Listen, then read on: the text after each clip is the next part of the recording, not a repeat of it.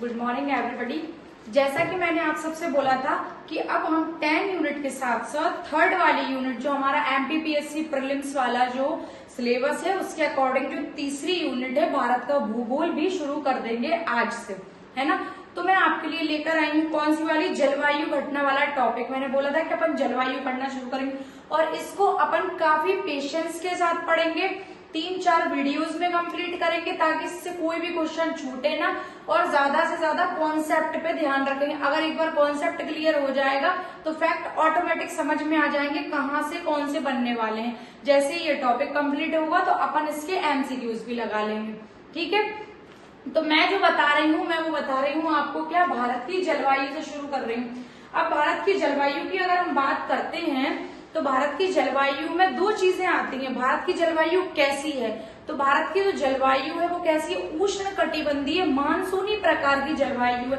तो मैम ये उष्ण कटिबंधीय क्या होता है और मानसूनी क्या होता है, इसको भी अपन समझेंगे पेशेंस के साथ में। पहले अपन समझे मौसम क्या होता है, कि मौसम बीच में यूज होने वाला है, और जलवायु क्या होती है। तो मौसम क्या है, मौसम एक दशा है, कैसी है। पहले तो मौसम अरबी भाषा का शब्द है जिसका क्या अर्थ होता है, मौसम या मानसून। अगर डेफिनेशन के तौर पे अपन इसको समझते हैं तो इसका अर्थ होता है किसी क्षेत्र की अल्पकालीन वायुमंडलीय दिशाओं का योग।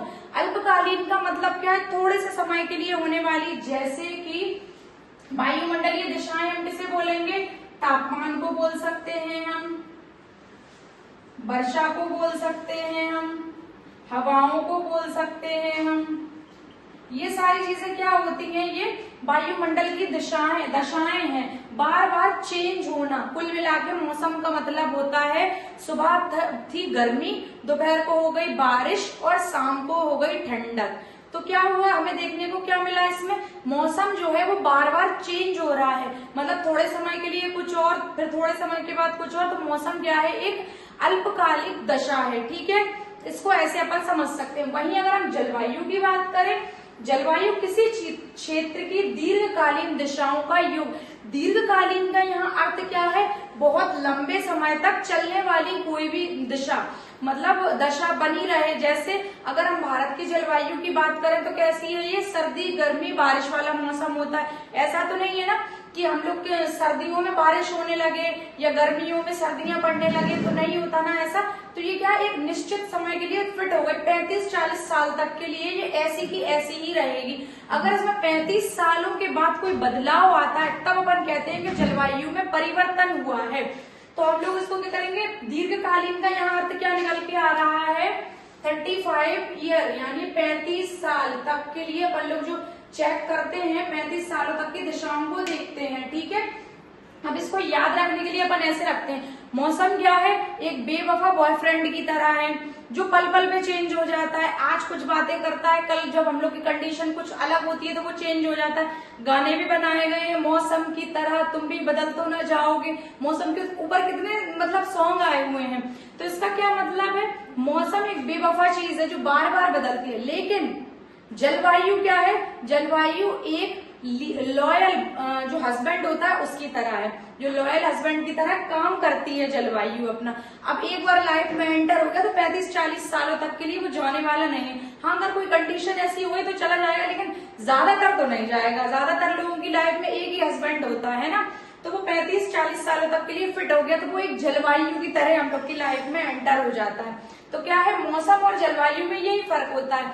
अगर अपन इसको इस चीज से समझे, उष्ण कटिबंधीय क्यों है भारत की जलवायु, उष्ण कटिबंधीय इसलिए है। अपन भारत का अगर ग्लोब देखें, गोल भारत का नहीं, मतलब अगर हम ग्लोब देखते हैं तो ग्लोब में क्या काल्पनिक रेखाएं खींची गई हैं, जिसको अपन अक्षांश और देशांतर रेखाएं कहते हैं, है ना। सुविधा की दृष्टि से इन्हें खींचा गया है, समझने के लिए खींचा गया है इनको। तो जो ग्लोब के ऊपर 3 रेखाएं अपन को देखने को जो दिखती हैं, कर्क रेखा और विषुवत रेखा और मकर रेखा। कर्क रेखा और मकर रेखा के जो बीच का क्षेत्र है वो भयंकर गर्म होता है, अत्यधिक गर्म होता है। क्यों होता है, क्योंकि सूर्य की डायरेक्ट किरणें क्या होती हैं, इसमें बीचों बीच पड़ती हैं। तो ये क्या, बीच का क्षेत्र बहुत ज्यादा गर्म होता है। इसलिए जो गर्म क्षेत्र था उसको कोई नाम देना था, उस क्षेत्र को क्या नाम दे दिया गया, उष्ण कटिबंधीय। उष्ण कटिबंधीय क्षेत्र बोल दिया गया। ऐसे क्षेत्र को उष्ण कटिबंधीय क्षेत्र नाम दे दिया गया। ये बहुत भयंकर गर्म होता है, इसका टेम्परेचर बहुत ज्यादा होता है। वहीं अगर अपन बात करें आर्कटिक, कर्क रेखा के ऊपर जो आर्कटिक वाला क्षेत्र है वहां का जो माहौल होता है वो सामान्य होता है, मतलब ना ज्यादा गर्मी ना ज्यादा सर्दी। तो ऐसे क्षेत्र को अपन ने क्या बोला, शीतोष्ण कटिबंधीय क्षेत्र। मतलब लगभग अगर देखें तो टेम्परेचर कम होता है, नॉर्मल ठंड होती है यहाँ। वहीं अगर अपन मकर रेखा के नीचे वाला आर्कटिक का क्षेत्र देखें, दोनों 66.5 डिग्री, मकर रेखा और कर्क रेखा कितने डिग्री पर है, 23.5 डिग्री पर। फिर अगर अपन देखते हैं वहीं पर ये वाला भी क्षेत्र जो है अपन का मकर रेखा और आर्कटिक वाला 66.5 डिग्री पर है, और यहाँ पर सामान्य शीतोष्ण कटिबंधीय वाला क्षेत्र है, यानी ज्यादा गर्मी ना ज्यादा सर्दी वाला क्षेत्र। वहीं अगर अपन नीचे ध्रुवों पे देखें तो ध्रुवों का तापमान बहुत ज्यादा ठंडा होता है, मतलब टेम्परेचर एकदम डाउन, अगर इंसान भी वहां पहुंचे तो वो भी जम जाएंगे, इतना ज्यादा ठंडे होते हैं ध्रुव। ठीक है, अगर अपन यहाँ बात करें अब अपने क्या इसकी कर्क रेखा और मकर रेखा के क्षेत्र पर, कर्क रेखा जो है भारत के बीचों बीच से गुजरती है। कर्क रेखा क्या है, भारत के बीचों बीच से गुजरती है। यही कारण है कि भारत एक उष्ण कटिबंधीय जलवायु वाला क्षेत्र है। समझ में आया? अब इसका ये तो मैम समझ में आ गया, भारत एक उष्ण कटिबंधीय जलवायु वाला क्षेत्र।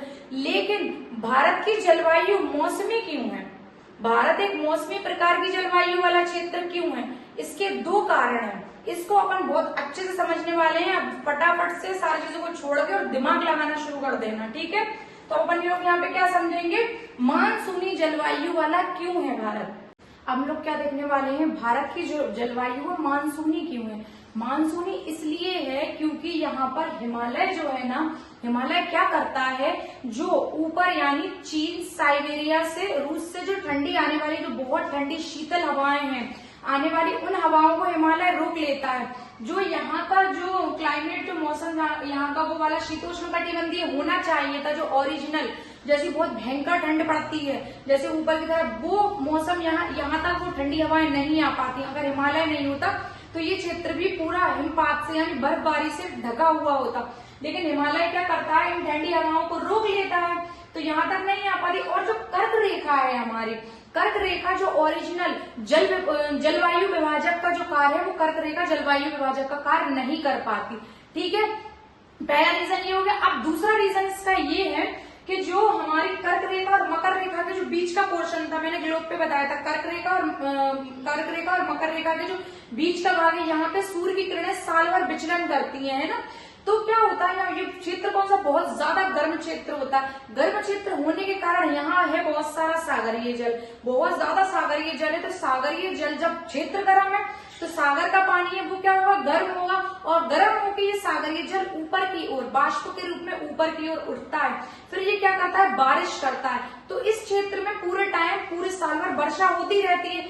इस वजह से भी क्या है कि यहाँ बारिश हो रही है। दूसरी चीज, बारिश हो रही है यहाँ पे, पूरी साल भर बारिश चल रही है। अब हिमालय, जो हमारा हिमालय है, जो हिंद महासागर से आर्द्रता वाली जो पवनें हैं, यानी जो नमी युक्त हवाएं हैं, उनको हिमालय क्या करता है, उन हवाओं को रोक लेता है, और इस क्षेत्र में, पूरे इस वाले क्षेत्र में, जो हम लोग का ये दिल्ली विल्ली वाला ये पूरा ऊपर का क्षेत्र है, इनमें बारिश कराता है। तो यहाँ जो बारिश होती है वो क्या है, हिमालय के कारण बारिश होती है। अगर यहाँ हिमालय नहीं होता तो यहाँ बारिश नहीं होती। इस प्रकार से पूरे भारत में क्या हो रही है, वर्षा हो रही है। यही कारण है कि जो हमारा भारत है वो क्या, उष्ण कटिबंधीय मानसूनी जलवायु वाला क्षेत्र है। अब ये चीज अपन इस चीज को पढ़ेंगे, जो भारत मानसूनी वाला क्षेत्र है, ये इसमें जो भारत में जो बारिश हो रही है वो किन ऋतुओं में होती है। भारत में वर्षा जो होती है ग्रीष्म ऋतु में भी होती है और शीतकालीन ऋतु में भी होती है, मतलब सर्दियों में भी होती है। तो सर्दियों में कहाँ बारिश होती है भारत में, अपन इसको समझेंगे। और गर्मियों में कहाँ बारिश होती है, और गर्मियों में कितने प्रतिशत भारत में बारिश हो रही है, और सर्दियों में कितनी प्रतिशत बारिश हो रही है। ये इम्पोर्टेंट है। अपन पूरी वर्षा की क्रिया विधि को समझेंगे। अब भारत में अब दो प्रकार की मानसूनी हवाओं से बारिश होती है ना। दो प्रकार की मानसून का क्या अर्थ होता है, जैसे ऋतु परिवर्तन के साथ हवाओं में भी विपरीत परिवर्तन होना, हवाओं की दिशाओं में भी विपरीत परिवर्तन होना। तो अब अपन क्या देखते हैं, ऋतु तो परिवर्तित हो रही है, ग्रीष्म ऋतु में भी बारिश हो रही है और शीत ऋतु में भी बारिश हो रही है। अगर हम देखें यहाँ उत्तर पूर्वी हवाओं से बारिश और दक्षिण पश्चिमी हवाओं से मतलब मानसूनी हवाओं से वर्षा। उत्तर और पूर्वी वाला क्षेत्र ये है, उत्तर से लेकर पूर्वी वाला जो क्षेत्र है ये शीत ऋतु में वर्षा कराता है। नमी इसमें कम होती है क्योंकि ये स्थलाखंडों से आता है। ये स्थलों पे तो पानी होता नहीं है, तो ये क्या स्थलाखंडों से आएगा, तो इसमें क्या है, नमी की मात्रा कम होती है। पूरे भारत में वर्षा नहीं कराता ये क्या है, ये ऊपर से ये पवने आ रहे हैं स्थलखंडों से आ रहे हैं और डायरेक्ट यहाँ आती है इधर तक, तो ये पूरे भारत में तो वर्षा नहीं करा पाती। लेकिन इसका एक अपवाद है, कुछ इसकी जो हवाओं की जो एक बंच है, एक हवाओं की जो शाखा है वो कहाँ पर पूर्व की ओर से गुजरती है, क्या बंगाल की खाड़ी से नमी ले लेती है, बंगाल की खाड़ी से पानी को एब्जॉर्ब कर लेती है। जब ये नमी को ले लेती है तो क्या है, ये वाला हमारा ये वाला तमिलनाडु का जो तट है, मतलब इसको क्या कहते हैं, तट से टकराती है, पूर्वी तट से टकराती है और कोरोमंडल तट पर बारिश करती है, तमिलनाडु में बारिश करती है। यही कारण है कि सर्दियों के दिनों में यानी शीत ऋतु में तमिलनाडु क्षेत्र में बारिश होती है। ठीक है, आई होप कि आपको ये समझ में आया होगा। वहीं अगर हम देखें दक्षिण पश्चिमी मानसून को, दक्षिण का क्षेत्र ये है और पश्चिम वाला क्षेत्र ये। दक्षिण पश्चिम जो मानसून है वो कहाँ, गर्मियों के दिनों में आता है।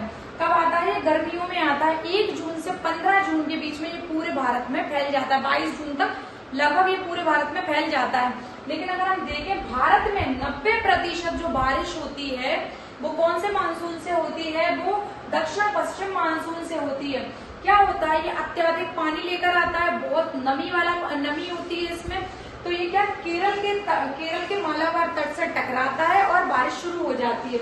और 1 जून से लेके 15 सितंबर तक ये पूरे भारत में बारिश कराता है। इस प्रकार से आप समझ गए होंगे कि 2 तरीके की हवाओं से कैसे भारत में बारिश हो रही है, क्यों ये मानसूनी वाला क्षेत्र है। अब इसको अपन ने इसको एक कॉन्सेप्ट के बेस पे समझा है। अब अपन जो बारिश की क्रिया विधि है ना, ग्रीष्म ऋतु में कैसे शुरू होती है और शीत ऋतु में कैसे होती है, अपन इसको नेक्स्ट वीडियो में समझेंगे।